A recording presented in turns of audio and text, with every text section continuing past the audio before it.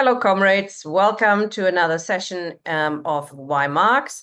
We're continuing to look at our past to learn how we can actually build this Communist Party we're all talking about. Tonight, we're joined by Ian Spencer, who is looking at the Parti Ouvrier and the Possibilists. Over to you. Thank you, Ian. Good evening, comrades. There is a sort of a tendency on many on the left when we're looking at our history to focus very heavily on the German party, the Social Democratic Party, for very good reasons.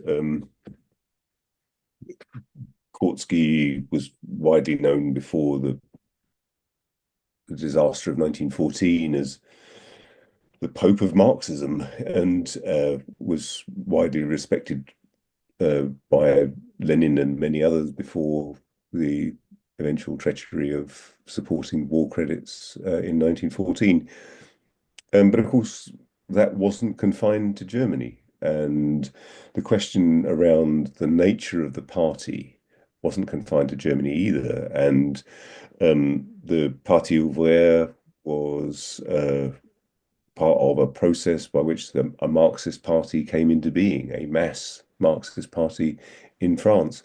And for that reason, it's well worth having a look at it and looking at the forces that ultimately led to its failure. And with that in mind, we need to consider the form taken by a communist party. So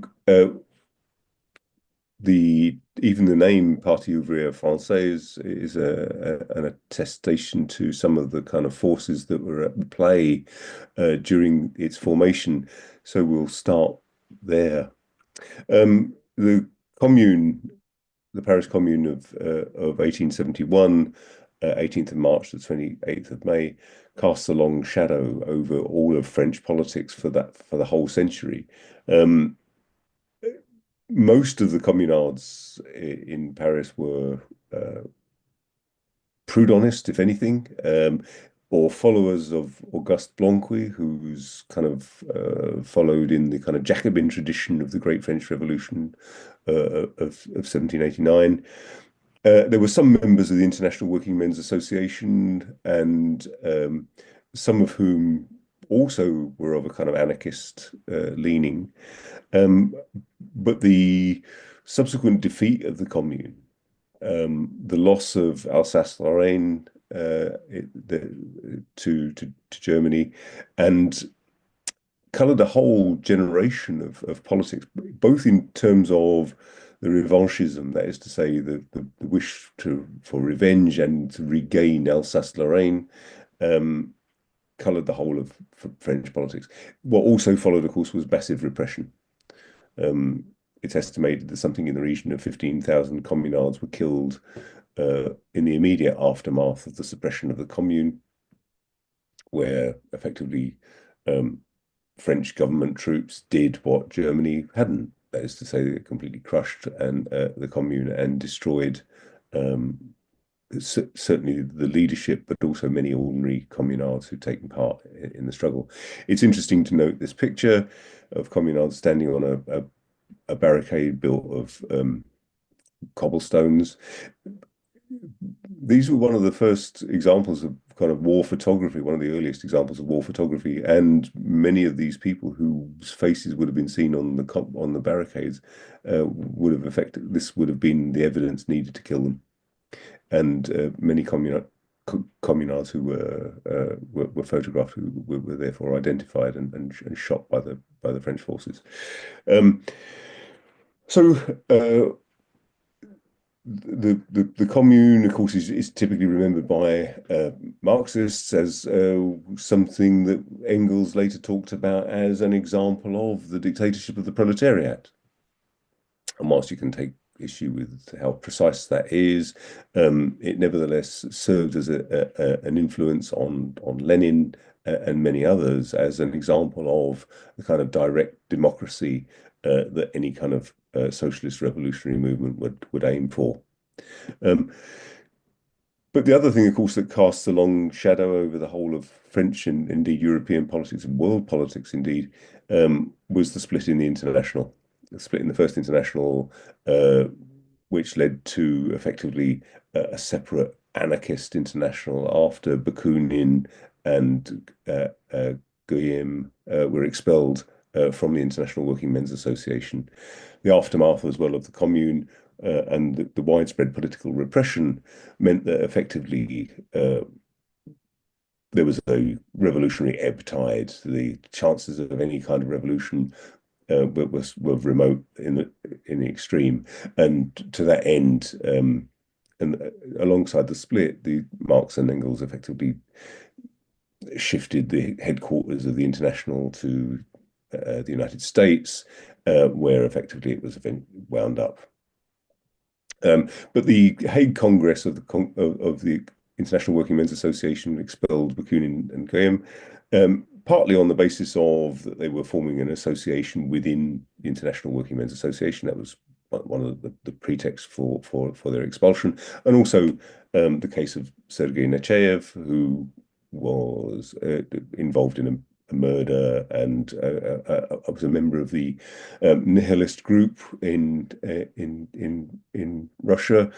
And although the association with Bakunin wasn't a particularly close one, it was enough, as it were, to form the basis of Bakunin's expulsion. So what we ended up with is an anarchist international organized separately from a socialist international, formed in Saint-Imier in Switzerland, as is Jura, of course. So the Jura Federation, as it's known, is named after the place in the Jura, Switzerland. It's a canton. And one of the kind of defining features was an abstention from the political process. The idea that you don't stand candidates, you don't stand to be a member of parliament, you don't take part. What you are instead is in favour of mass strikes or street actions or insurrection of one sort or another. After the death of Bakunin in 1876, it was the leadership of the anarchist faction was largely taken over by Pyotr Kropotkin, who was hugely influential, even in Russia at the time of the Russian Revolution, was still being active in politics. So the first socialist party really formed in France was the Federation of the Socialist Workers of France, the FTSF, and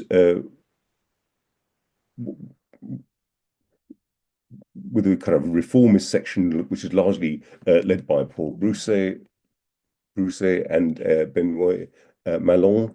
And there was a Marxist wing as well, led by Jules Gide and Paul Lafargue, who was, of course, the son-in-law of Karl Marx, having married Laura Marx. The Possibilists, the so-called Possibilists, in 1902 formed the Parti Socialiste Français, and that was led by Jean Jaurès. And you ended up with two socialist parties, effectively, in 1902, the Parti Socialiste de France, led by Gide, and you also had, of course, other figures who still followed in the Blanquist tradition, namely the Communard Edouard Vaillant, and those are his dates there. So, in a way, it's a little bit misleading, because you get this idea that these former anarchists have gone off and become revisionists. They've gone off and become reformist politicians. By contrast, Jules Gide and Paul Lafargue are Marxists. But Jules Gide transition to Marxism was not an instant one. He was actually an anarchist himself. In fact, before the Commune, he was pretty much just a radical Republican. Because the other thing, of course, that defined French politics at the time was resistance to the idea of yet another monarchy. The Franco-Prussian War of 1870 to 71 led, of course, to the downfall of Napoleon le Petit, Napoleon III, the nephew of the great Napoleon Bonaparte, who initially had come to power by electoral means, and then effectively transformed himself into another emperor. Um, so the idea of republicanism as being a central theme in the political movements of the time was also vital, and Gide was very much a radical Republican, and later in facing exile in Switzerland, came into contact with the same anarchist circles as has already been mentioned, and effectively became an anarchist. And for a while, formed a kind of anti-Marxist was part of the anti-Marxist group within the Swiss anarchists. Only later, largely through contact with Paul Lafargue, did he become acquainted with Marxist ideas, and eventually ended up visiting Marx in London, by which time he was already a leading Marxist figure within what became the Parti Ouvrier, the Workers' Party of France. Paul Brousset actually has at least one hospital named after him in France. He was a physician. It specializes in liver transplants, interestingly. He studied medicine. He joined the International Working Men's Association and was very active in the Jura Federation, worked with Kropotkin and James Guillaume, and was again in the anarchist tradition of advocating the propaganda of the deed, that is to say, insurgent acts, or what some might regard as terrorist acts today.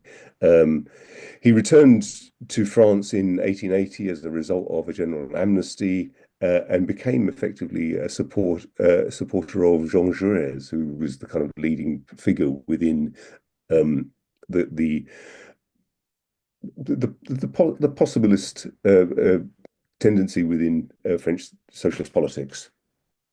Benoît Malon, by contrast, came from a peasant family. He was studying to be a priest, but not because he was particularly religious, because it was just one of the few ways in which you could get any kind of education at the time. While in a seminary, he was acquainting himself with radical literature rather than the Bible, and studied the works of Proudhon. And he also met Charles Longuet, who of course was the other son-in-law of Karl Marx, and he joined the International Working Men's Association in 1865. During which time he sided with Bakunin against Marx on the grounds of Marx's authoritarianism. But he too was actually also a leading figure within the Commune, and escaped to Switzerland, where he met up with the other anarchists to form that Jura Federation. And again, as a result of the general amnesty in 1880, he returned to France to join the Parti Ouvrier. But he sided with Brousset against Gide and Lafargue. So what you have then is an early split, which has been characterized, which was in continuity with the split that took place within the First International. The other thing to remember, again, as part of the background to this, is Alexandre Millerand.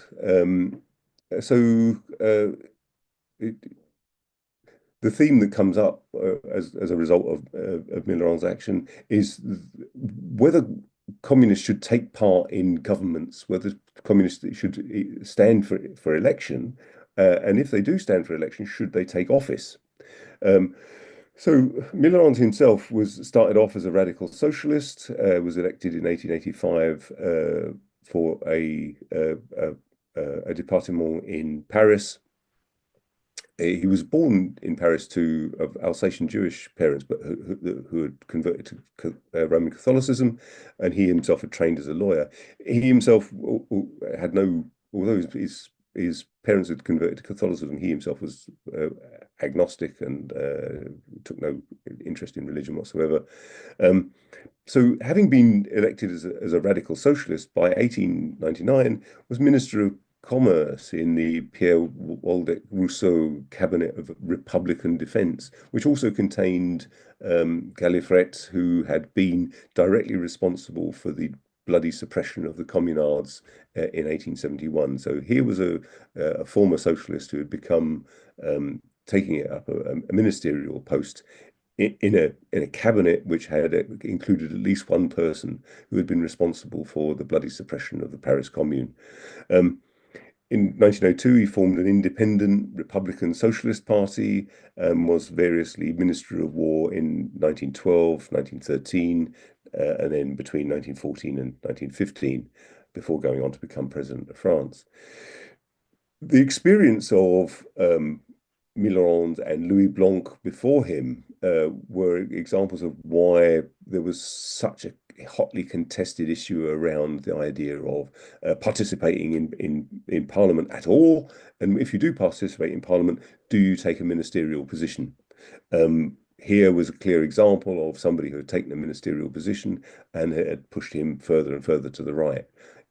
As President of France, he appointed his cabinet. He had been previously also Prime Minister of France, and as President of France, appointed his cabinet, and they were almost entirely figures from the political right. So he became a sort of a case study in what happens to you if you enter ministerial posts. Not that I'm trying to draw any kind of parallels, for example, between Keir Starmer, the former Pabloite member of Socialists, what was it? Socialist Alternatives and his subsequent outcome, but there we go. It remains an important question. What's the nature of the party? How does the party relate to expressions of political activity relative to industrial activity? And is there something intrinsically corrupting about the nature of taking office? So if we look then at the Parti Ouvrier in 1880, one of the many things that's, as it were, famous about the Parti Ouvrier is that the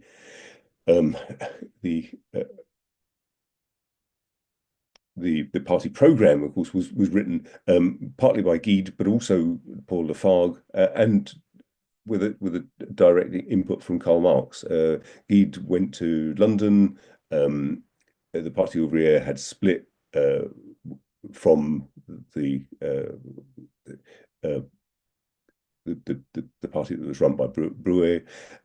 So effectively Marx and Guide wrote the political program. And if you have a look, if you just it's extremely short. It's the whole thing is on kind of one page, and it consists of a preamble, a political section, and an economic section, and it starts that the emancipation of the productive class is that of all human beings without distinction of sex or race. And this is one of the first programmatic statements of a European political party that was explicit in its egalitarianism with regard to sex and race. And that the producers can only be free when they are in possession of the means of production, and goes on to say that the collective appropriation can arise only from revolutionary action of the productive class or proletariat organized in a distinct political party. So this is a party program as distinct, for example, from a syndicalist one, as distinct from an insurrectionary one, and as distinct from any other kind of political formation. Then it's the idea that the proletariat is organized in a distinct political party. It goes on in its political section, for example, to argue for full universal suffrage of men and women, again, unusual in its day. So this became initially Parti Ouvrier, and against that background of the Commune, and against the background of the war with Prussia, one of the things that was constantly leveled at Guide was that he was a German agent, and that his contacts, for example, with German Social Democrats, Guide was a close personal friend of Wilhelm Liebknecht, and in contact with Rosa Luxemburg. He was in contact with Karl Kautsky. Gide himself only didn't speak German very well, but they all spoke French, so that would have been their common language. And so what you see then is Gide is really working towards the idea of a party of the German type, as it were, the foundation of a party along the lines of the German Social Democratic Party. And with that in mind, he's in constant contact with the people like Kautsky, Edward Bernstein, and so on. And with that in mind as well, he was being constantly accused of being a German agent. He was being, and when he stood for election, as a kind of concession to this accusation of, I mean, Guy was an internationalist. And maintained that internationalism was absolutely central to the Parti Ouvrier. But with that in mind, he still changed the name to the Parti Ouvrier Française as a concession to those who were constantly accusing him of being a German agent. There was also a tendency to accommodate a Blomquist element. So they merged with the Blomquist Central Revolutionary Committee in 1902 to form the Parti Socialiste de France. So what you ended up with is the Parti Socialiste de France and a Parti Socialiste Française. And this didn't unify until eventually the development of the Second International. And the Second International was actually crucial in bringing about the unity of the French Socialist Party. This is Paul Lafargue, born in Santiago de Cuba, and he married Laura Marx in 1868 at St. Pancras Registry Office. And he was supported financially by Friedrich Engels, although Lafargue himself was elected to the French National Convention. He was the author of The Right to be Lazy, a critique of wage labour. And with Gide and Lafargue was promoting Marxism within France. And they played an important part in translating a lot of Marx's works into French until tragically both Paul Lafargue and Laura Marx died in a suicide pact in 1911 when Lenin was at their funeral.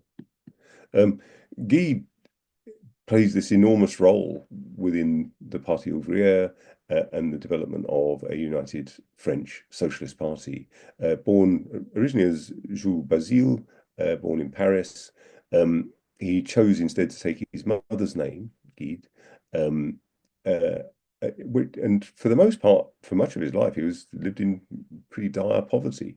He worked as a clerk, basically, but wrote for Republican newspapers. He was started off, as I say, as a kind of radical republicanism, but was later influenced by the works of Proudhon. He was the editor of a newspaper called The Rights of Man, Les Droits de l'Homme, was a refugee in Geneva in 1876.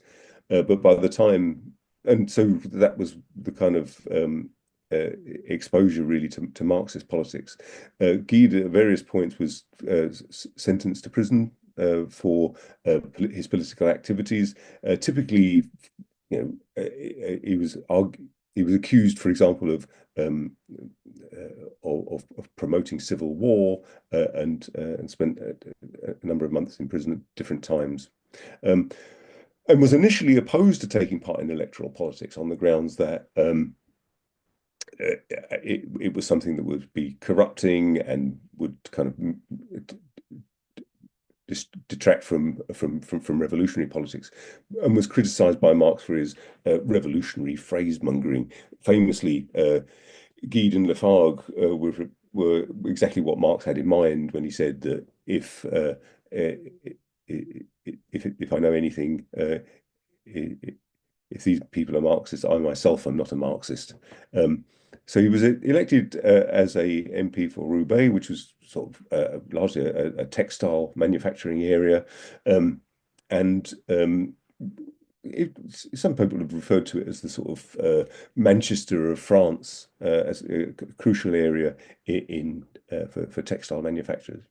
And he subsequently lost his seat, and ironically, Jean Jaurès was able to maintain his political career right up until 1914. Despite losing his seat, he remained very active in politics until he was eventually re-elected, I think, in 1906.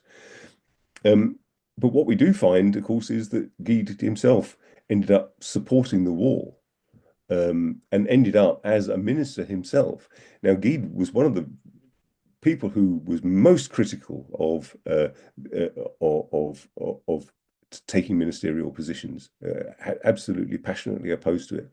But by 1914, it effectively supported the Union Sacrée, the idea that socialists should still support the war effort, in the belief that somehow the war would lead to a socialist revolution, and that for that reason they should support it, and also, of course, for arguably opportunist reasons. And um, and he also, interestingly, didn't support the Russian Revolution when it happened in 1917. There is an argument that says that he regained his seat in 1906 in no small part due to the importance of the Russian Revolution of 1905. The idea that workers could begin to challenge for power really came into being with the 1905 revolution in Russia. And from that point of view, it had an effect on possibly getting Guy re-elected in 1906. Another important feature, which is not it can't be overestimated as to how important it was. Guy actually knew Emile Zola, and Guy was had written previously in opposition to anti-Semitism. So it's strange then that he didn't particularly support the case of Captain Alfred Dreyfus, who was an artillery officer again of Alsatian Jewish heritage, who joined the army in 1877 and was convicted of selling secrets to the Prussians. Absolutely framed up on this charge. There was evidence that subsequently emerged acquitting Dreyfus, and it was quite clear that he was simply framed up because he was Jewish, and therefore couldn't be somehow loyal to the French Republic. He was released from Devil's Island in 1899, but not fully exonerated until 1906. Interesting thing about him, of course, is the way it posed the whole question around citizenship as part of a collectivity. The idea of the republic as putting all citizens on an equal basis was cast into doubt by the case of Alfred Dreyfus. Whereas Jean Jaurès actively supported Dreyfus, he didn't, despite his earlier writings in opposition to anti-Semitism. So it was one of those interesting moments which effectively empowered Jean Jaurès at a time when there was a clear rivalry between the two different French socialist parties. Jaurès himself came from a fairly bourgeois family. He was a Republican deputy for Tarn in 1885, and then from 1893 onwards as a socialist. He approved of the participation of socialists in government, but they tended to take the view that the decision as to whether to take a ministerial position should depend upon the circumstances. By contrast, Guy was arguing absolutely not, that you don't take a position within bourgeois governments as a kind of junior partner, as it were. Jaurès founded the newspaper L'Humanité in 1904, and then eventually had was a leadership, provided part of the leadership for the French section of the Workers' International, which was brought about effectively at the encouragement of the Socialist International. Jean Jaurès was opposed to imperialism and militarism, and actually supported the idea of a general strike to stop the war in 1914, but was assassinated by the nationalist Raoul Villaine. So there's the paradox, really. Jean Jaurès, the person who would have been quite happy to take part in bourgeois governments, but was assassinated at the very moment when he was trying to oppose the war by strike action. By contrast, Guide ended up entering Parliament first as a minister without portfolio, and then served throughout the First World War. So the crucial context then is the development of the Second International. The story will be familiar to many, that there were effectively two conferences, a Marxist conference and a Possibilist conference with Guide and with the support of not only Kautsky, but also Plekhanov and many others on the Marxist left. By contrast, the Possibilists had their own conference in Paris, with delegates from about 20 countries. This is from the picture is from the 1907 Stuttgart conference of the Second International, and the eagle-eyed amongst you will spot Rosa Luxemburg there in the front row.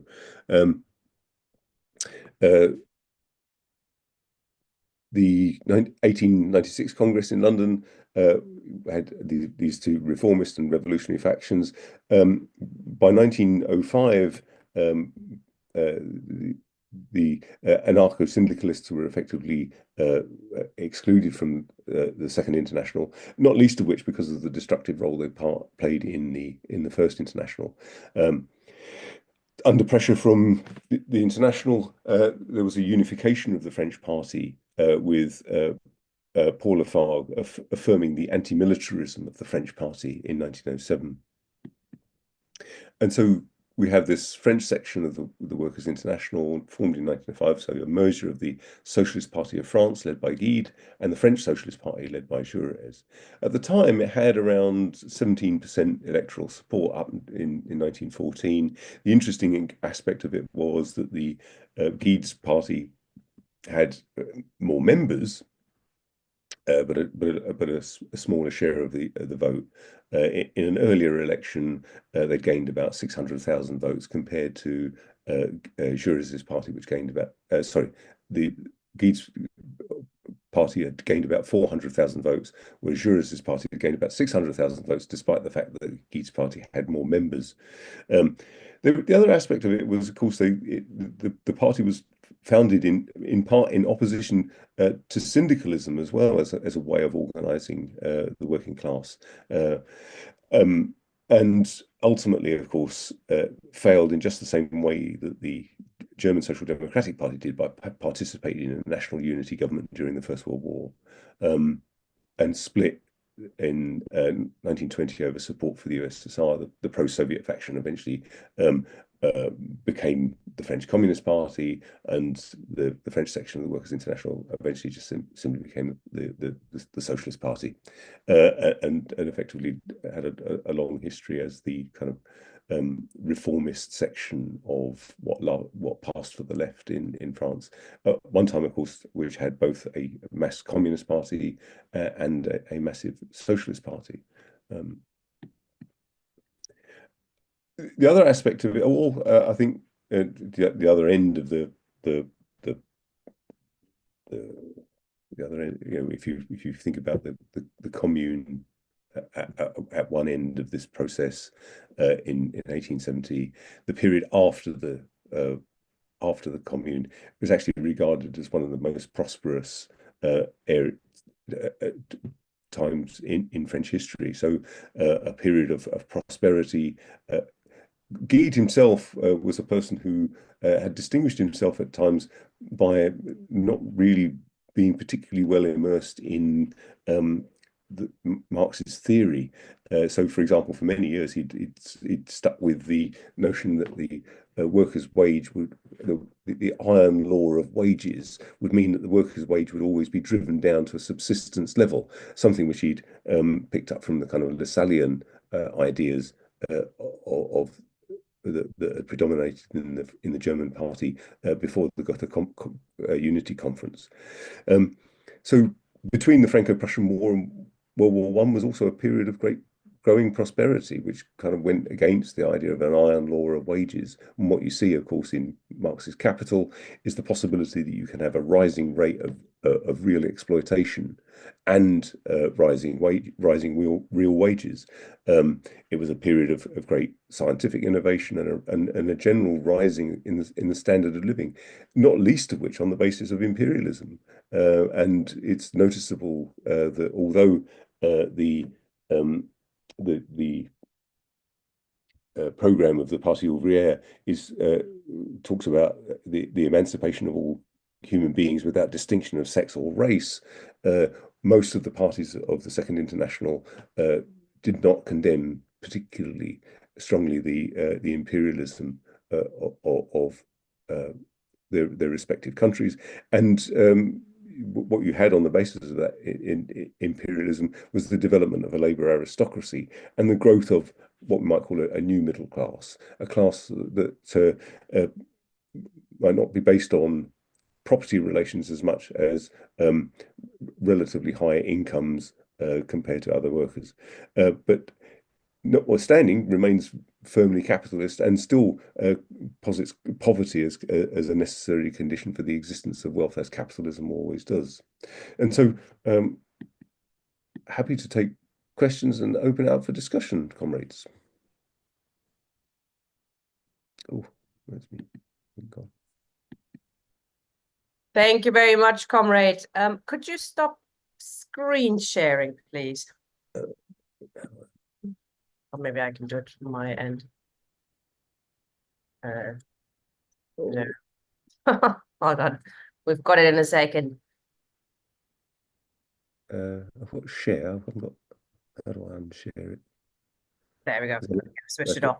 Thank you very much, comrade. Very interesting journey through that particular period and the Parti Ouvrier. Comrades, if you have any questions or comments, please click raise hand and I'll bring you in. A couple of questions that I wanted to ask you or issues that I wanted to raise. Marx was quite involved in writing that program, as you said. I think he wrote the preamble of the Parti Ouvrier and sort of influenced the rest of it as well. And I do notice it's quite short, isn't it? It's very, as you said, fits on one page. You know, if we're looking at how we could learn, what could we learn from successful past experiences, you know, I do notice that they do talk about the abolition of the standing army and the general arming of the people. Now, that's not a demand that is particularly popular these days. Do you think that has a place in today's communist program? Personally, I think it's central. The idea that the other thing is there's nothing particularly radical about the idea of a popular army. I mean, the First and Second World Wars were both characterized by a citizen army. You know, in Britain, for example, conscription didn't have to be introduced until 1916 and wasn't introduced in Ireland at all. So this, you know, the million-strong army of the First World War and a further 800,000 to a million in the Indian Army. These were citizen armies. And in the Second World War, these were citizen armies as well, and arguably couldn't have been successful without a citizen army.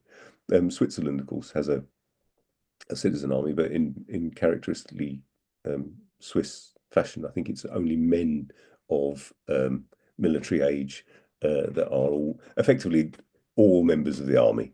I think there are get-out clauses for conscientious objectors or whatever, but all adult males of military age have the rifle and the uniform at home ready to go to war if Switzerland is ever attacked.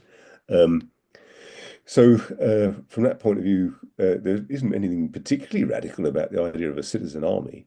But I think it's coming as it did from the experience of the commune. How do you stop the the ruling class being able to control the streets, control everything, unless you have the possibility of a great a democratized citizen army? Um, it, it it scares the hell out of the ruling class, the idea of a citizen army. I think one of the arguments against the idea of introducing conscription or national service is that actually the army doesn't want it. And I don't think actually the ruling class wants it. I don't think the ruling class wants the idea of lots of people getting a military training and being able to be armed. Um, whether, but other examples of citizen armies, of course, the was Spain in 1936 when you had a fascist coup under Franco. And it was only the arming of workers that actually stopped Franco taking power almost immediately. It's one of the few ways in which we can have any kind of guarantee that there won't be massive military repression. That's an interesting subject, isn't it? Is the issue of conscription, because in Britain and in Germany as well, there's a lot of talk now about, oh, we must raise defense spending, we must have conscription because of big bad Putin um, being on the loose, etc. How do you? I mean, you've mentioned that already, but I mean, the ruling class actually doesn't want conscription because it does bring the people into the arena of the normal people, not those who voluntarily want to fight, but actual people who don't want to fight and who could go and fraternize with the Germans, etc. Why do you think they're pushing it? Pretending that they are into conscription.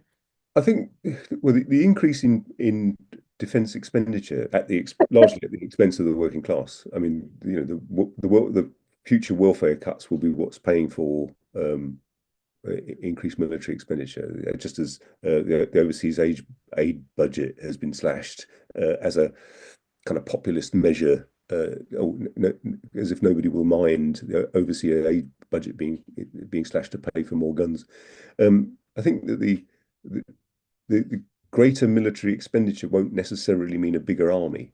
The fact is that the British Army has never been able to recruit to its stated numbers, and it is facing in net outflow. More people leave the army than are currently joining, and I can't. And outside of a huge pay rise and complete changes to the terms and conditions, I can't see anybody willingly joining the armed forces. There are only a few exceptions to that. It's a little different in other countries. In France, for example, where they have the Foreign Legion. The Foreign Legion effectively recruits people from poor countries and pays them a first world wage. And from that point of view, they get buoyant applications. But for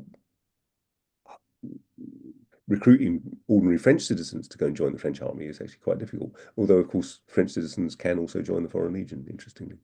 But I think what we'll see is with greater military expenditure, it will be towards what we might call a capital intensive military expenditure. I think there'll be more money for drones, there'll be more money for high tech bombs or whatever else.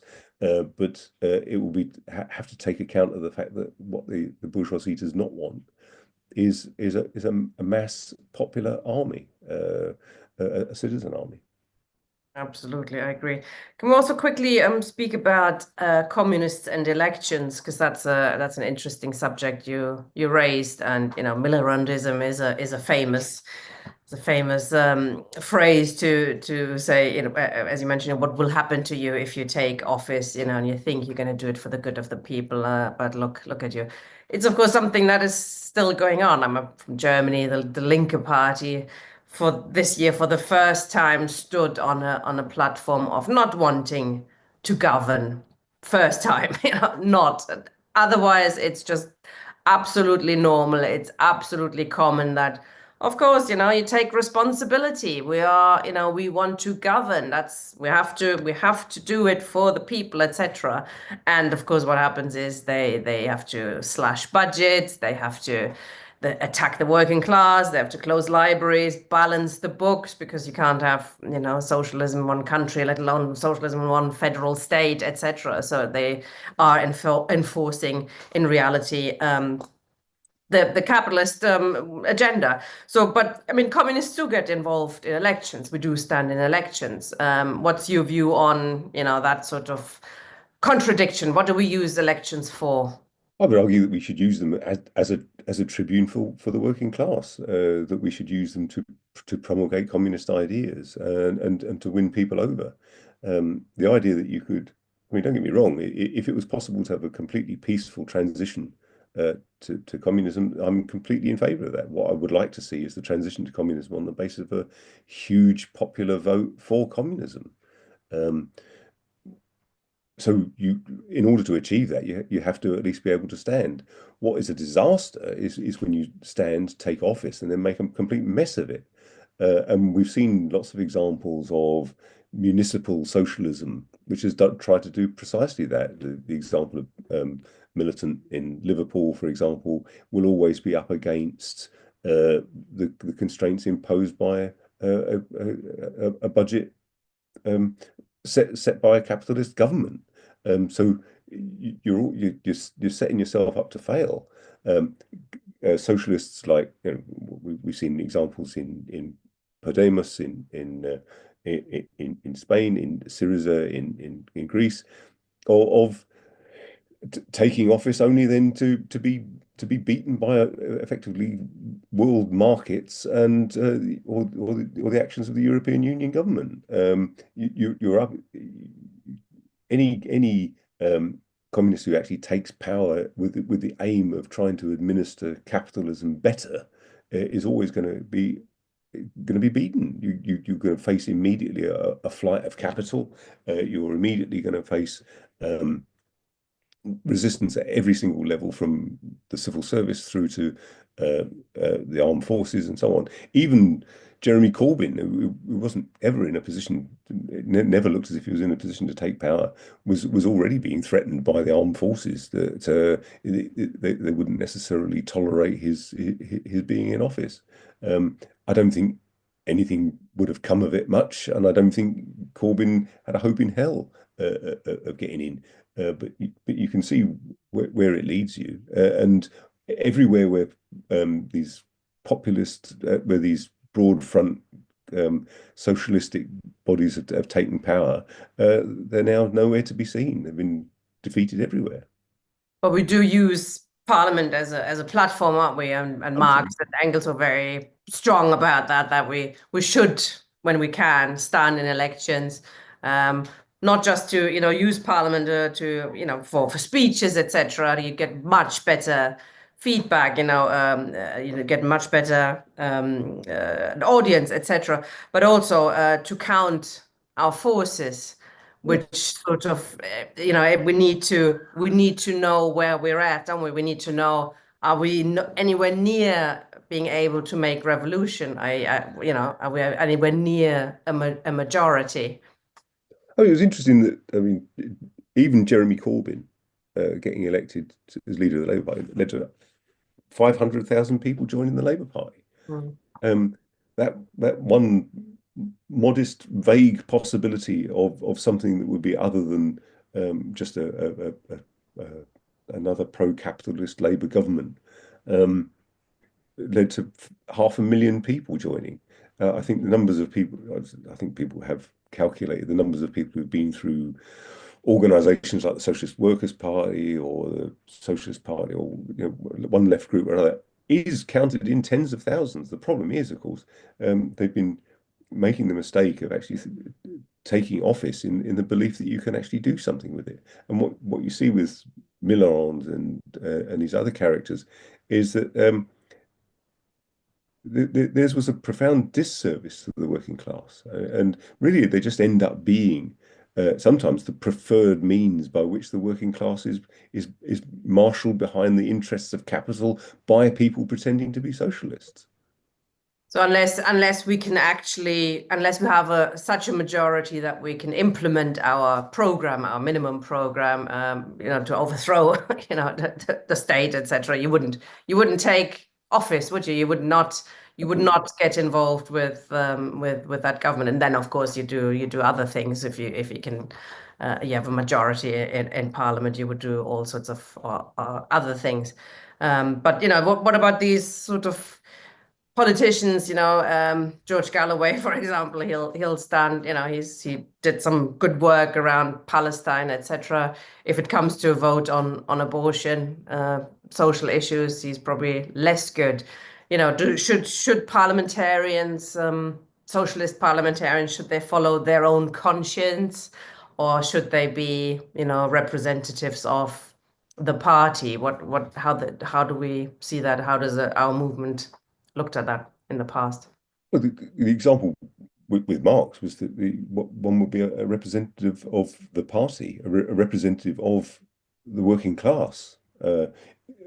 What we should avoid at all costs is these kind of personality cults that spring up around people like George Galloway or Tommy Sheridan, or what's the whichever the latest one is. And they've universally been a disaster.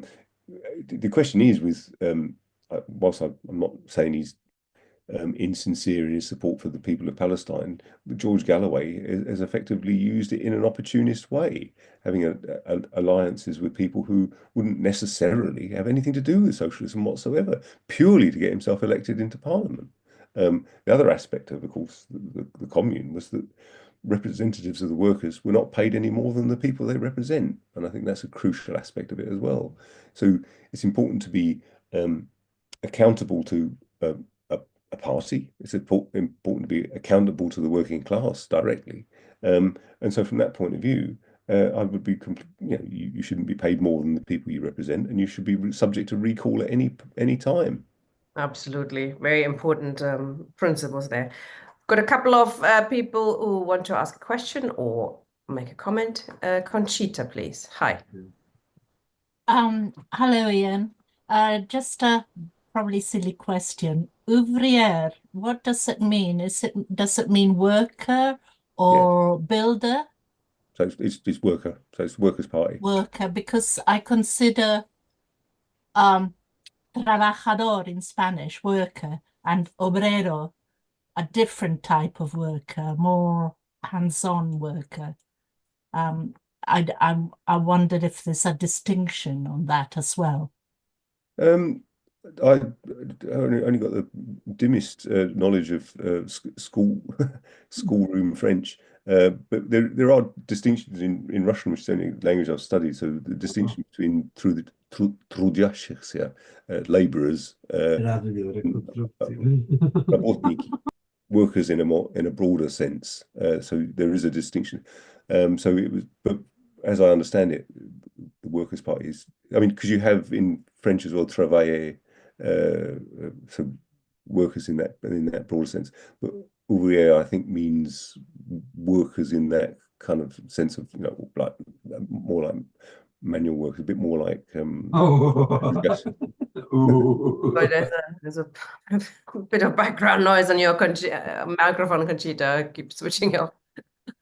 Yeah, so yeah, but the Parti Ouvrier was the party of the Workers' Party. Thank you. And please.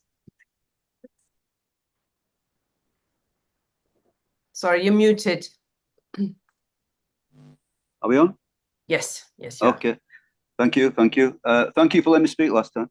I'm going to try and say this very, very briefly, so but it's quite complex, I think. But I think that that the period that you were dealing with,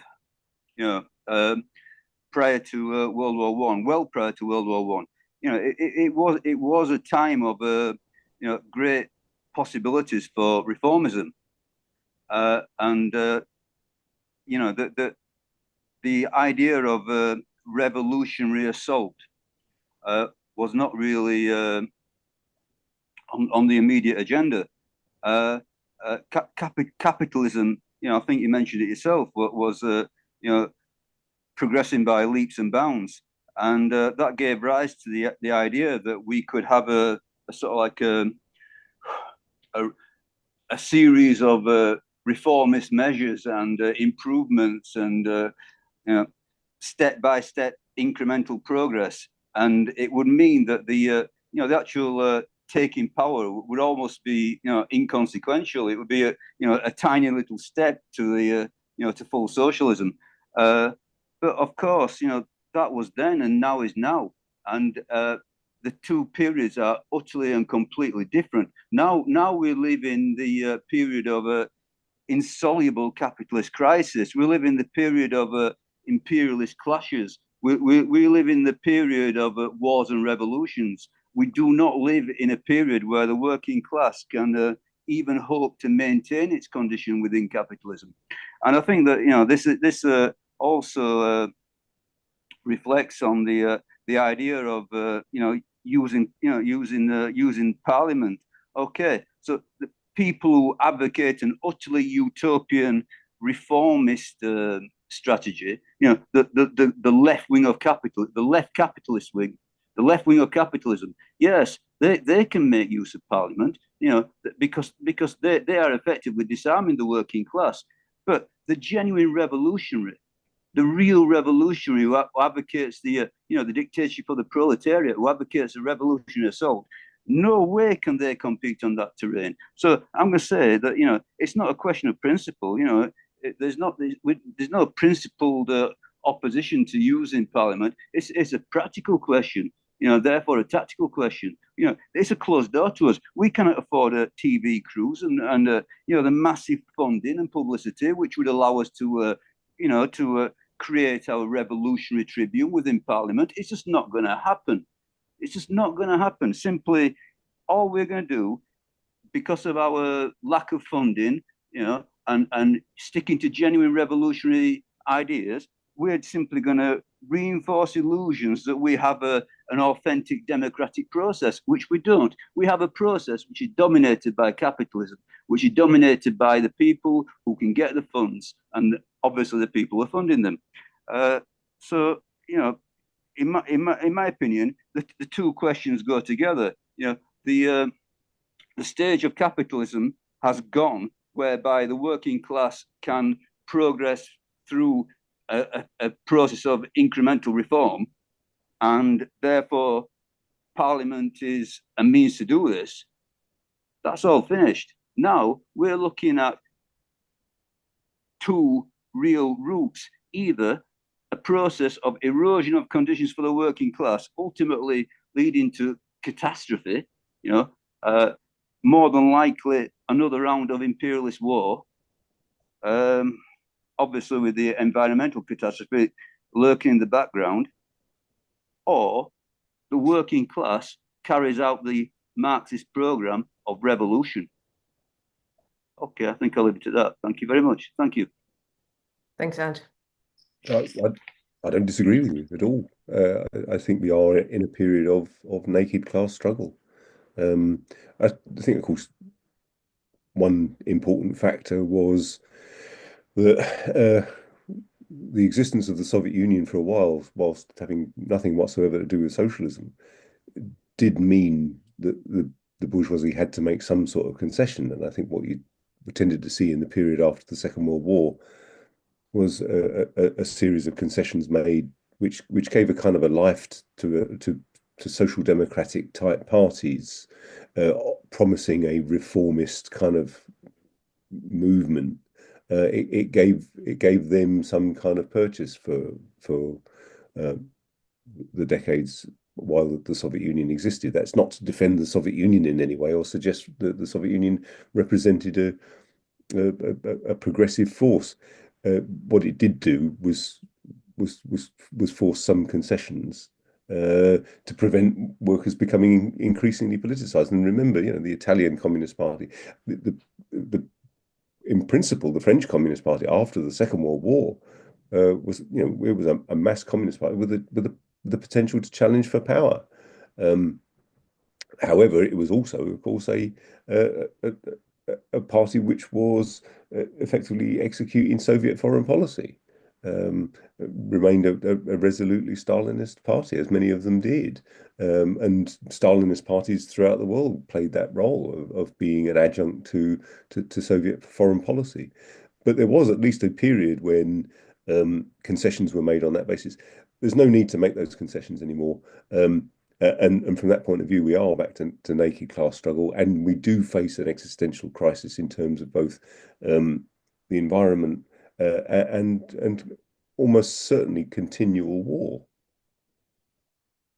Oh, I was going to say we are actually a bit closer to war now, world war, than we have been for many decades. So it's not dissimilar to the run-up of the First World War, actually, and we should keep in mind what happened to the workers' movement. And you touched on that in your presentation on fighters for internationalism collapsing in the face of, supporting their own side, feeling the need for whatever reason. There were a number of reasons, some chauvinists, some believing a war would open up prospects for revolution. And it is of course true, war and revolution often come together, but does that mean you support an imperialist war, because at the end you might get something out for the working class? No. How do you see the relationship with the period in that respect? What worries me is where you do get the George Galloways of this world, who are effectively playing a nationalist populist game. Who can outdo the right nationalists? So it's only a short step from some of the Galloway's pronouncements to simply saying British jobs for British workers. And internationalism isn't some kind of add-on, bolt-on piece for what Marx is arguing. Without internationalism, we're completely lost. The idea that you could just take power in Britain or even in Europe without there being some kind of wider movement is just completely fanciful. What you're up against then is not only economic war, and for the moment it's economic war that's being waged against China, in which, for example, Germany and the European Union are an additional casualty. So it's an economic war at the moment, but economic wars have a tendency to turn into hot wars very quickly. And of course, that inter-imperialist rivalry is exactly what we saw in the First World War. And I think it's a very serious possibility. Internationalism is absolutely vital. The enemy is at home. Our own ruling class is the people we should be fighting. Yeah, absolutely. Steve.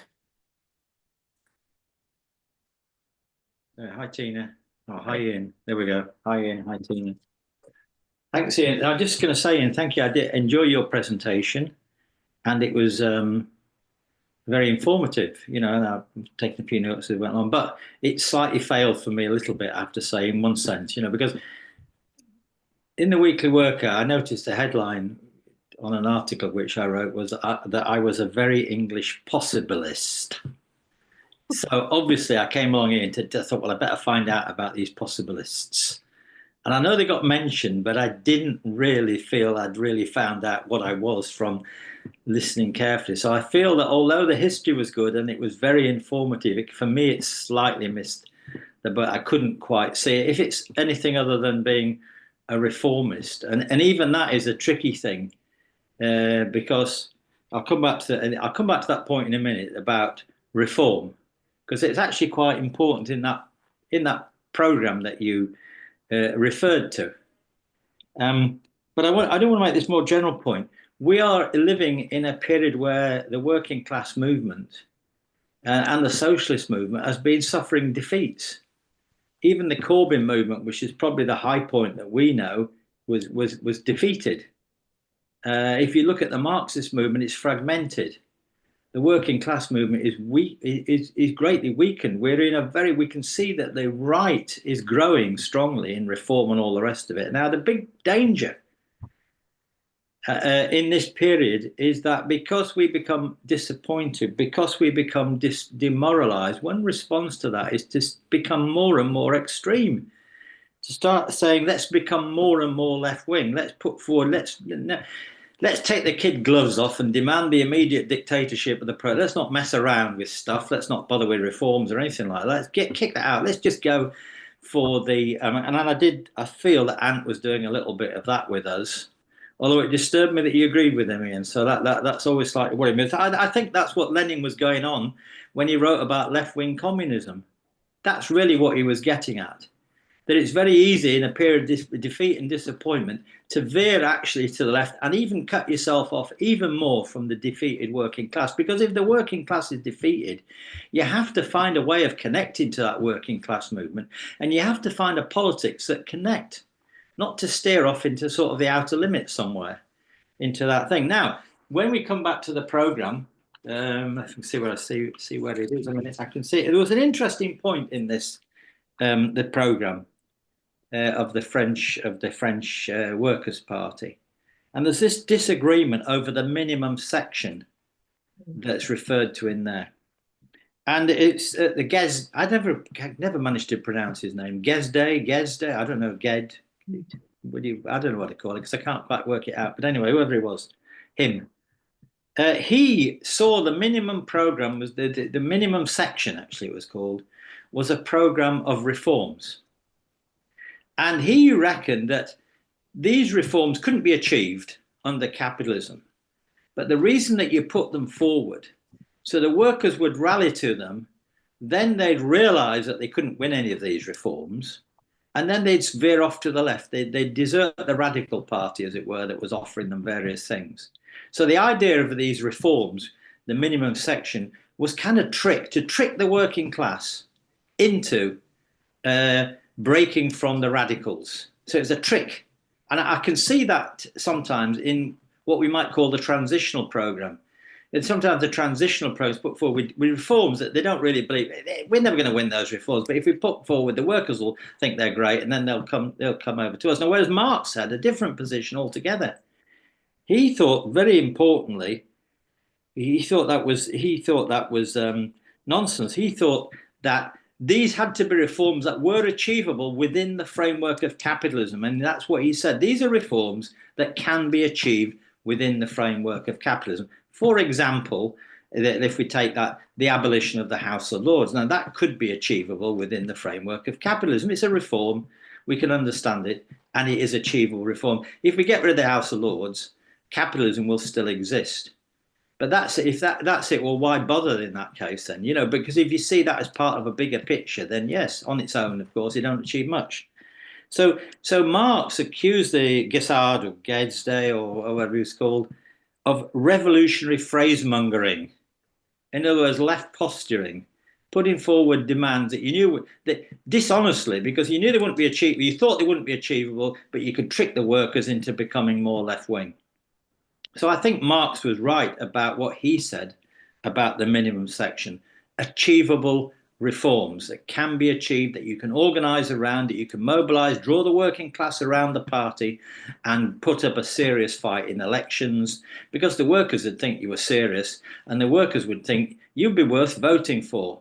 I mean, what's the point in standing in elections, put forward policies that nobody believes is possible, that you don't believe is possible, and to say to the workers, well, don't worry, if we win this election, we're not going to do anything. We're going to hide away. We won't take power and all the rest of it. So all of that, if you're going to stand in elections at all, you've got to do it seriously. You can't do it as another trick, etc. So I'll go back to possibilism. I haven't quite worked it out yet, Ian, but I hope you can enlighten me a little bit more. Thank you.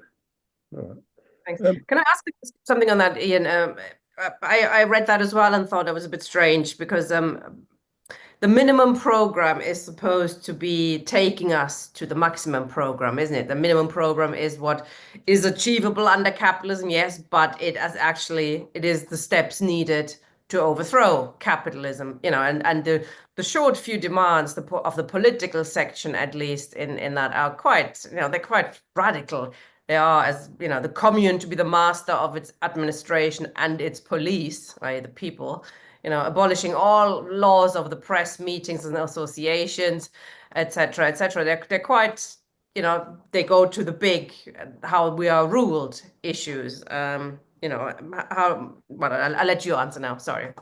Yeah, first of all, I'm completely in favour of reforms. If I was standing for election, I would want to see the abolition of the monarchy, the abolition of the House of Lords, a far greater extension of democracy, a transition towards a citizen army in which the police, the armed forces have full trade union rights, and so on and so forth. These would be good reforms to have.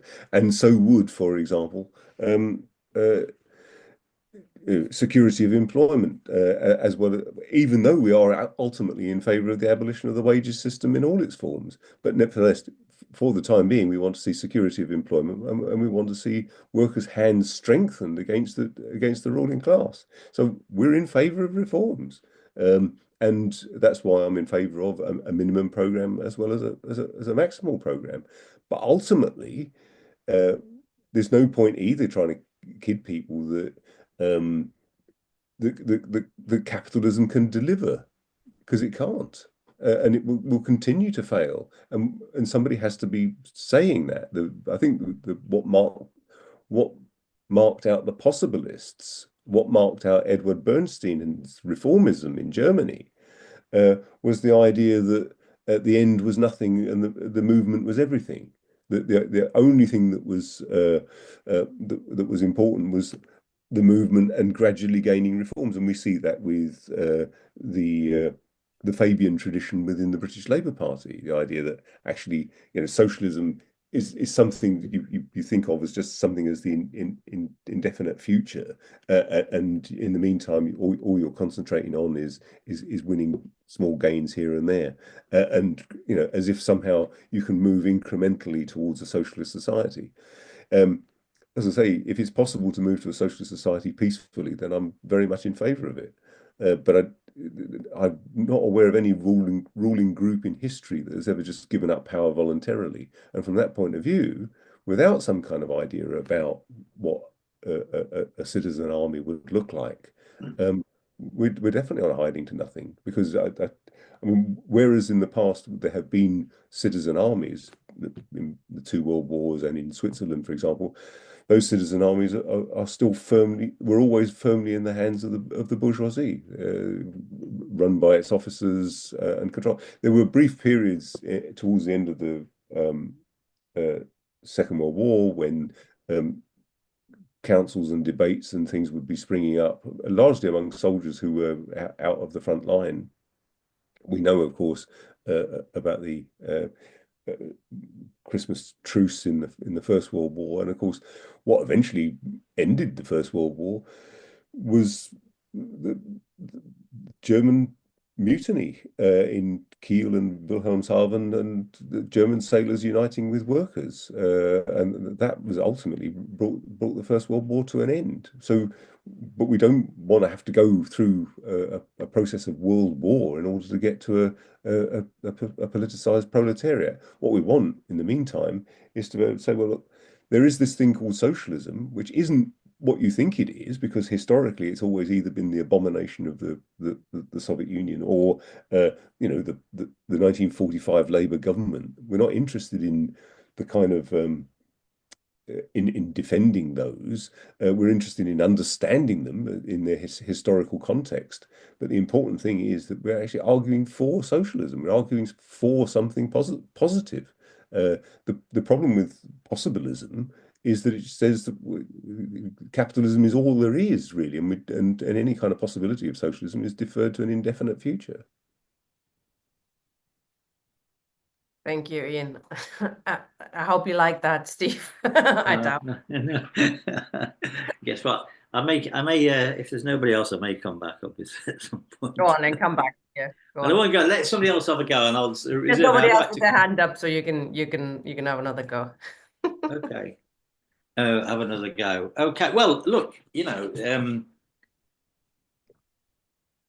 I was talking, the RAF was talking about the idea of a Commonwealth Party, and that's not the same as a Communist Party, by the way. So we were putting forward a manifesto, and I mean, I just want to reference that manifesto because it says in there, for example, that all citizens will receive professional military training for the safety and security of the Commonwealth. So in the idea that if you're going to have a Commonwealth of the people, then you must have military training, you must have a citizens' army. If you can call it different names, a people's militia, a citizens' army. So, you know, that seems to me, you know, quite logical, and quite right. So I mean, I agree with that point. That's not the point, really, the point of disagreement. It's if the working class movement is not ready for full communism, is not ready, it doesn't yet have that idea of communism, and they are being under attack. How do we as communists work with people to the right of us to advance that program? And if you say to them, well, first of all, you must sign up for full-scale communism. And if you don't sign up for full-scale communism, we cannot be in the same party.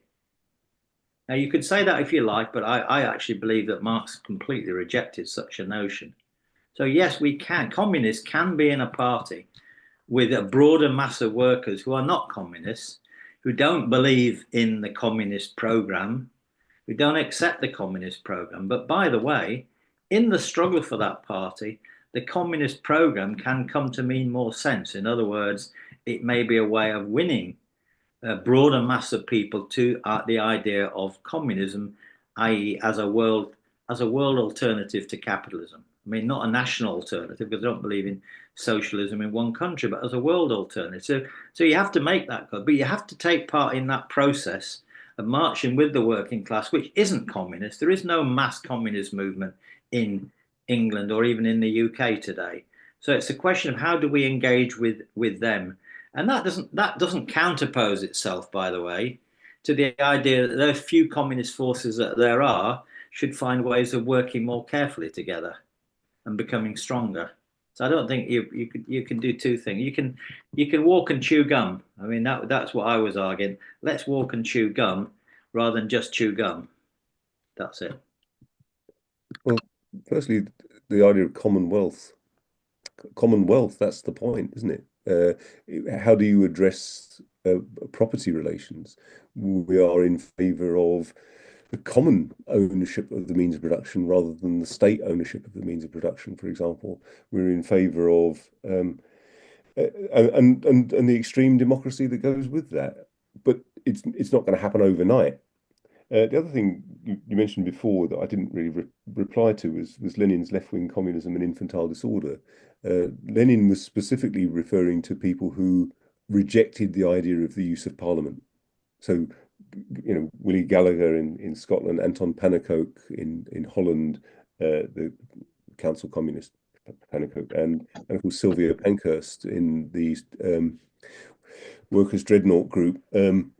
All expressly rejected the idea of working either within, for example, parties like the Labour Party, and expressly refused to have anything to do with standing for election on the grounds that you couldn't use a bourgeois parliament to bring about socialism.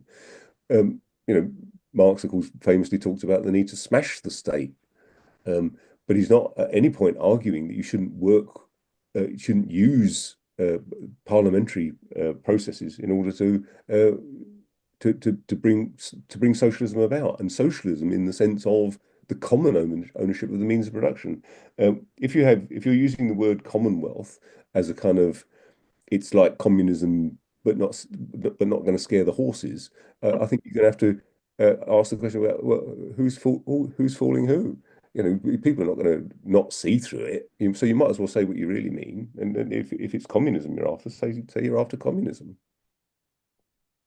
Absolutely. Got a few people with their hand up now, which is good. Andy, please. Hello, comrade. I'll keep it short. It's actually a question to Steve Freeman. I've heard a couple of comrades, including Steve, this evening, but a couple of comrades previously referred to this idea of Marx saying that, you know, communists don't organize in separate parties. So the question is, what does Steve make of Marx's sort of like objections to the merging of the Lassallians and the Eisenackers?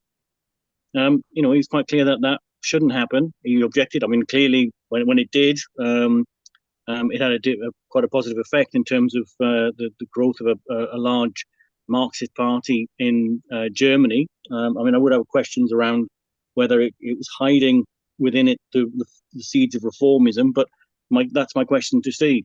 You know, people quote Marx as to legitimate communists joining with reformists in a single party, and yet Marx was quite opposed to, let's say, this unity between the Eisenackers and the Lassallians. So I'm just wondering what Steve's explanation is for that. Good point. I'm taking a couple of other people in, if that's okay, first, before I let Steve back in, if he wants to come back in. Malcolm, hi.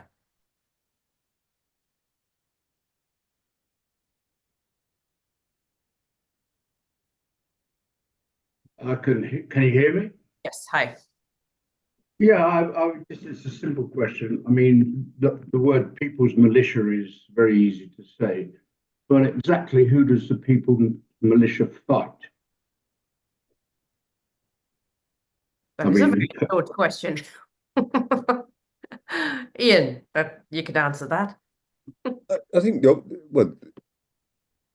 obvious enemy would be the ruling class itself. The idea that well, hang on a minute. I mean, the idea that the ruling class will just do nothing is highly unlikely, isn't it? I mean, can you think of any ruling class in history that's just sort of gone, all right, and you win, you've won the argument, you've won the vote.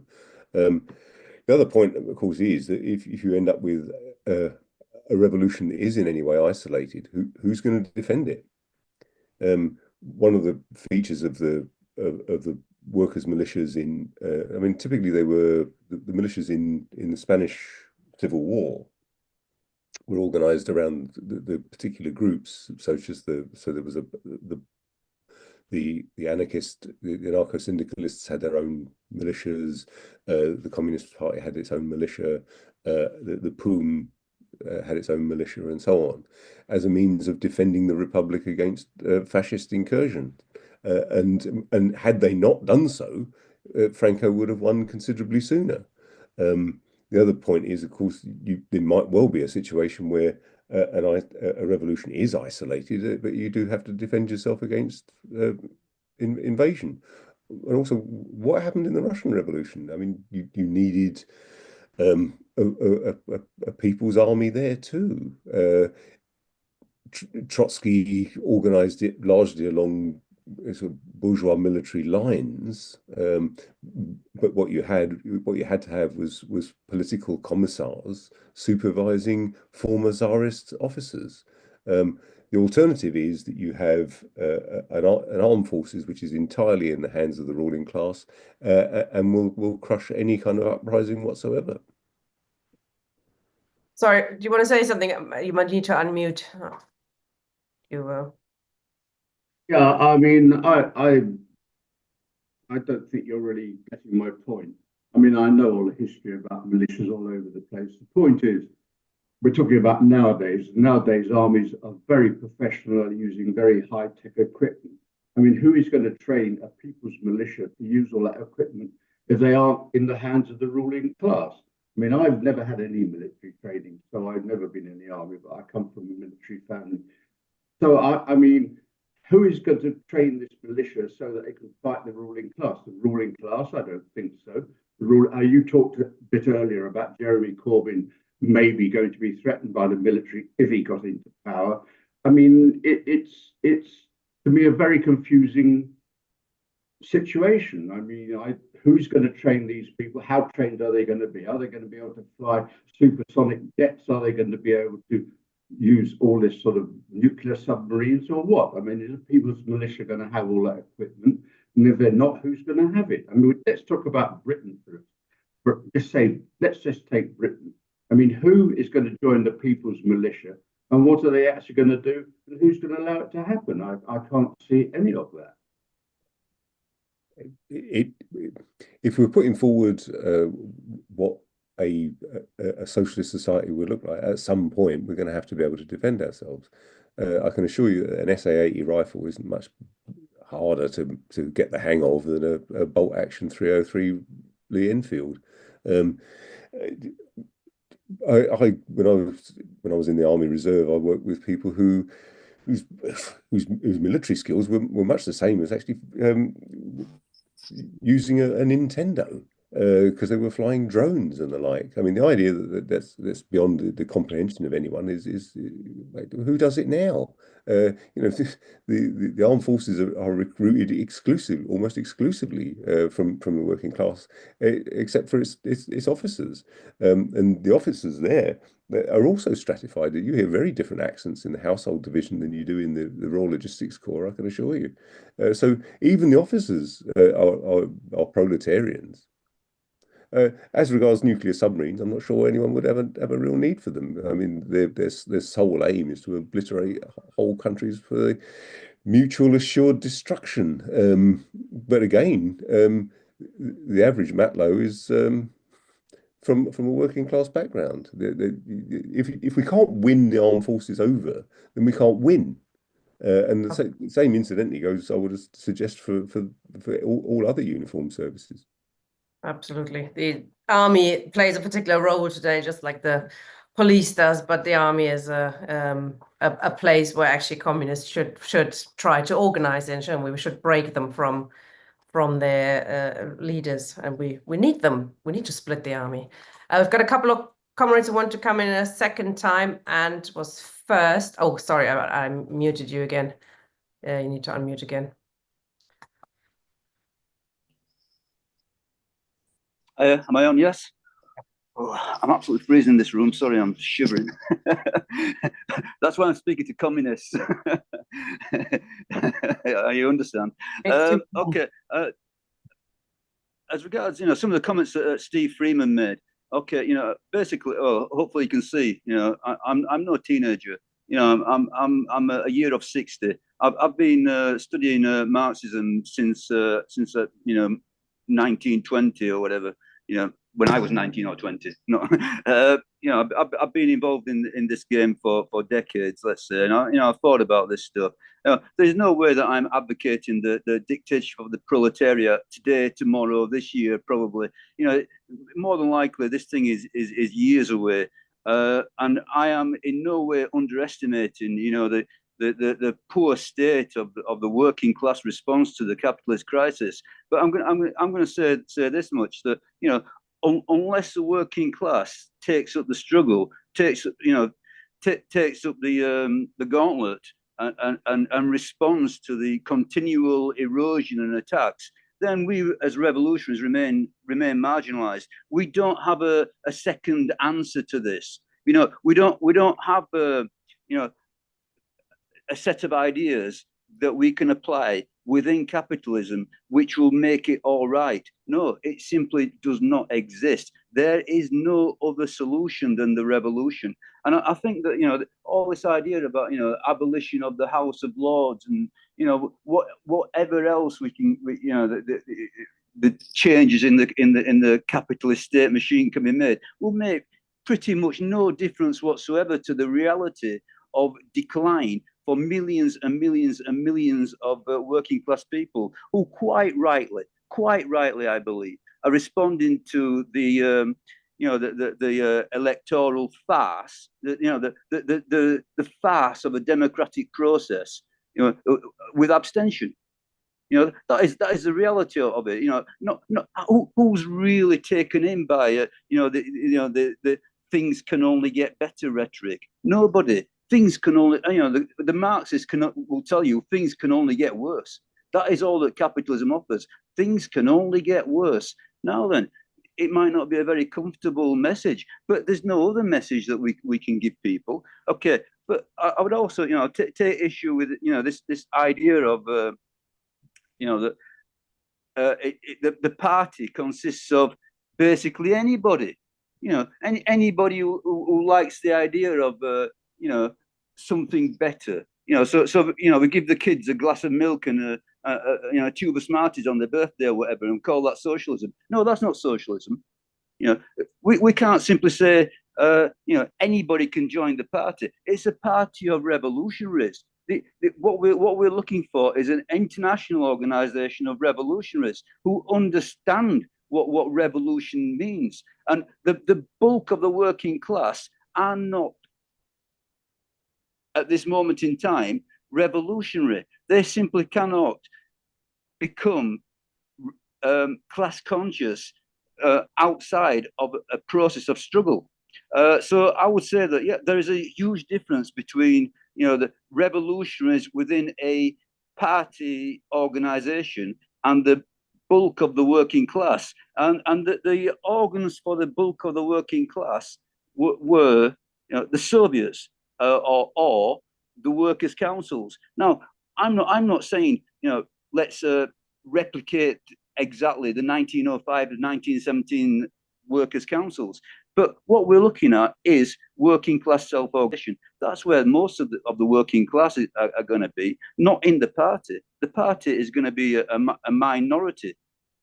But again, I will simply say, I will say over and over and over again, this is not an electoral game. This is not a political game which we fight on the terrain of Parliament, and we just and pretend that it's a level playing field, and because we've got good ideas, we're going to get into Parliament. No, this is going to be fought out on the picket lines. This is going to be fought out in the class struggle. Okay, I think I'll leave it at that. But I would just add, we are at, capitalism is at its very limits. The natural resources to run it aren't there. The environmental catastrophe is here. The war is here. It's here now. What we're looking at is an absolute catastrophic disaster beyond any that we've ever experienced, unless we can make the revolution. Thank you very much. Thank you, Anne. I agree with you. I mean, I Plus, don't mean in a glib way. I mean, I absolutely agree with you. I think kiss. Well, your paper sits next to mine, by the way, in the People's Bookshop in the Communist Workers' Organisation. Paper sits next to mine in the People's Bookshop in Durham, so it's a good read. I suppose what the Parti Ouvrier story really tells us is about the importance of the organisation to, as a party. We know, revolutions will throw up novel forms of organisation, such as the Soviets. But what happened in the Soviets and what happened in the workers' councils in Germany was, of course, that these were not just councils which operated in a vacuum. They were often controlled by parties, and unless we're prepared, unless we have the party, unless we have a party with a proper program, then what's the basis for preparing for revolution? And so that's why I'm sort of committed towards a party program rather than a syndicalist one or a council communist one. Also, I think worthwhile picking up on the point that there's no need or no point fighting for the abolition of the House of Lords and things like that. The Parti Ouvrier had a very radical political section with political demands, and I think from our point of view, it's hugely important that we do take up such issues, all issues in fact that do affect every class in society. In order to become the ruling class in society, we have to fight in all of these arenas, including making, fighting for a republic, for Britain to become a republic for us to be able to fight for communism as it's part of our struggle for communism. Conchita, I wanted to come back in. Hi. It's about arms struggle in a sense. I think it is. I did 6 years in the Territorial Army, and one of the things that I appreciated about that is the fact that you're being trained physically to be able to actually take action physically. It doesn't have to be in an aggressive way in the sense that you're causing a war, but it can be defensive, especially in the territorial army. Whenever I see demonstrations now, the police are completely out of order. They're supposed to be policing by consent, but they're just criminalizing people. They are violent to people. They are like soldiers. And I do think there comes a time when you physically have to stand up against that in enough numbers to say, hey, you're policing us by consent. And also the idea of all the gains, so as socialists that we gain, also had to do with the psychological feeling that the elite had that they'd let down the working class, they'd trained, they fought wars, they won a war, and they came back home. So I think there was a bit of a fear as well that if they did not make concessions, that they actually had people who could aggressively turn against them. It didn't happen, but the fear that it might happen because the possibilities there is a good trump card to have. So yes, use peace and use struggle, but be able to understand how to produce that struggle in a defensive way when the government oppressing us is doing it so illegally, I would say, and harming a lot of people. We should be able to have the training not to fear putting our bodies in front to help others in other way, especially young people. That's the comment I wanted to make. Thank you, Conchita. I agree, and it's well. I was in the TA as well, and and for people who are interested, you want to get your private pilot's license. There's a RAF Reserve and there's a Royal Naval Reserve as well. Steve, did you want to come back in briefly? Okay, I did want to just comment on what Conchita said before I answer Andy, who asked me a specific question. And Conchita's really on the button. We can big up this idea of citizens' army to make it sound like huge and super, very left wing, very sort of extreme. But in actual fact, defense comes out of the actual class struggle itself. Because if you remember, if for example, when the fascists were on the march in Italy, some people formed the Arditi Popolari to defend the trade union working class organizations against the fascists. Or when the fascists were coming into particular territories, people formed their own organizations of self-defense. The miners had to try to defend themselves when they were being viciously attacked by the police in 1984-85. The struggle will throw up the fact that we need to defend our, not just in a big sense, defend your own communities, defend your own streets, be in contact with the people. So that this is something that can form up naturally. And of course that's different from what you do about a standing army, because if the standing army is united, then they can suppress anybody. The standing army has to, in a revolution, the standing army has to come, some of the standing army has to come over to the side of the revolution, otherwise you'll be suppressed. So I think we shouldn't big up this idea of the citizens' army or the self-defense. The key word that people mentioned that made any sense out of it was the word defense, defending ourselves. If the police are going to start doing things differently, demonstrations will have to be more strongly defended. Stewarding will have to be different if we're going to see what happened recently. So it'll come out of the situation that we face ourselves. All we're doing in the program, of course, is pointing that out to people, saying to people, if we have a commonwealth, we'll need to defend ourselves. It's not about going to war with somebody else. Now, coming back to what Andy said, I think if I've understood what Andy was saying, I want to answer that. It's all the question of whether social democrats and communists and others should be in a single party or not is a tactical question. It's not a matter of principle. There are certain times when that works. There are certain times when it doesn't work. So, for example, the Bolsheviks and the Mensheviks were in the same party. They even reunited themselves, and then they split into two separate parties, rival parties. And Lenin would have said it's right to do that at one period and wrong to do it at another period. The first international was a broader based thing. The second international, they're all different kind of formulations. So what I'd say is 1880 is not the same as 1917. 1917 is not the same as 2025. So if it's a tactical question, we have to look at the conditions as they exist today when we decide how the communist movement can actually not be marginalized and actually be able to participate in this process.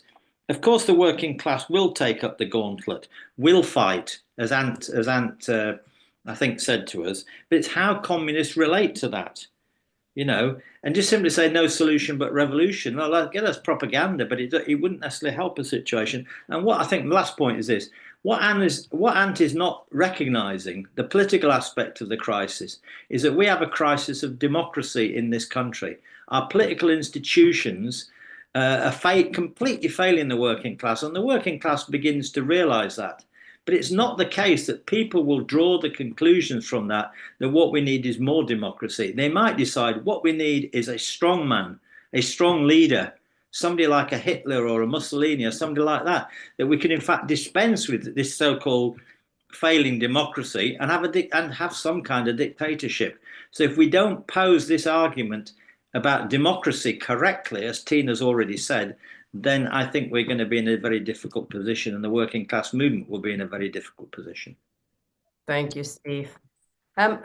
Ian, perhaps when summing up, maybe you could tell us what we could the takeaway points for us to learn from that period, from the Parti Ouvrier, for our efforts to build a communist party today. I think that the principal one is the importance, for example, of a program, and what we see in the Parti Ouvrier is a program which is succinct, to the point, and above all principled. I think, yes, we can work together with people in a principled way across a political spectrum, but I think that we have to be there to fight for communism. I think we have to be there to have a clear idea of what it is that we're after. For most people, communism means either the Soviet Union or, at most, some sort of social democratic version or whatever.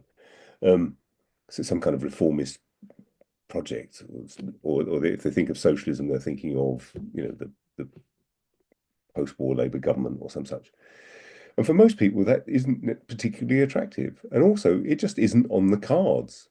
The idea that the bourgeoisie is going to make some series of concessions just on the basis of reason alone, or just on the basis that things might start getting nasty out there, I think is highly unlikely. It's going to get nasty out there because there's not just the climate crisis and not just the kind of inter-imperialist struggles, but because there is now nothing else other than class struggle, and the consequences of not winning that class struggle are too terrible to contemplate. We're looking at the loss of hundreds, if not thousands, of species, and ultimately a threat to humanity itself. So there isn't really a choice but to go for communism. We're already at that stage. So from that point of view, we need a party, and a party to fight for exactly what we're after, rather than a rough approximation, or let's just pretend that we can get it, bit by bit through little incremental gains here and there. We've been through that, and we know full well that those concessions are now being taken away at every step of the way. What we're aiming to do, I think, is through bringing political groups together, is eventually to establish a mass communist party, and that, I think, is the main sort of take home from looking at the history of the failure of the parties of the Second International. And they needed to have a very clear differentiation between a communist project and a one which is limited by what would have been French possibilism, for example. Thank you very much, comrade. Thank you all for participating. Interesting discussion. Comrades, next week we're going to have a Communist Culture Club. Jeff Barr will be talking about Marx, the Crimean War, and the Ottoman Empire. That should be very interesting. Good night, comrades. Nice to see you. Bye-bye.